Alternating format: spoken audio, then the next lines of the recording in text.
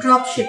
C tear because এখন 2026 চলতেছে, এখন আর 2018 সাল না যে আপনি একটা $10 প্রোডাক্ট জানা থেকে $5 সোর্স করবেন, $1 অ্যাড স্পেন্ড করবেন, আপনি $4 থেকে $5 প্রফিট করবেন।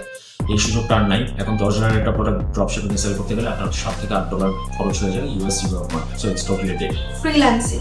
বি টিয়ার, ফ্রিল্যান্সিং কে বি টিয়ার দেওয়ার কারণ হচ্ছে freelancing is a very good source of income অনেকের জন্য, বাট এটাকে বি টিয়ার দেওয়ার কারণ হচ্ছে আপনি যদি আপনার আশেপাশে দেখেন 10 জন যদি ফ্রিল্যান্সিং করে হয়তো 1 থেকে 2 জন অ্যাকচুয়ালি টাকা বানাতে পারে এবং তারা ভালোই বানাতে পারে। সো আপনার যদি প্রপার স্কিল থাকে তাহলে আপনি ফ্রিল্যান্সিং এ টাকা বানাতে পারবেন, বাট বাসায় বসে থাকার চেয়ে ফ্রিল্যান্সিং করে স্কিল গ্যাদার করাটা বেটার। Day trading. এফ টিয়ার, এটা হচ্ছে অনলি মাত্র বিজনেস যেখানে টাকা বানাতে পারবেন না, ব্যবসাও করতে পারবেন না, বরং কিছু শিখতেও পারবেন না, উল্টা আপনার টাকা লস হবে। সো এটা আমি বলবো সবাই এটা থেকে দূরে থাকেন। Product based business.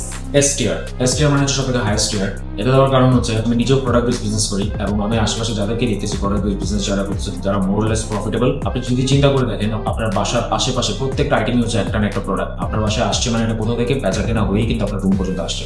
বাংলাদেশে 20 কোটি মানুষ থাকে এবং 20 কোটি মানুষের প্রত্যেকজনের জুতা লাগে, চশমা লাগে, সানগ্লাস লাগে, প্রত্যেকজনের কিছু না কিছু খায়। So product base business is S tier, top of the list. Agency business. Agency business B tear.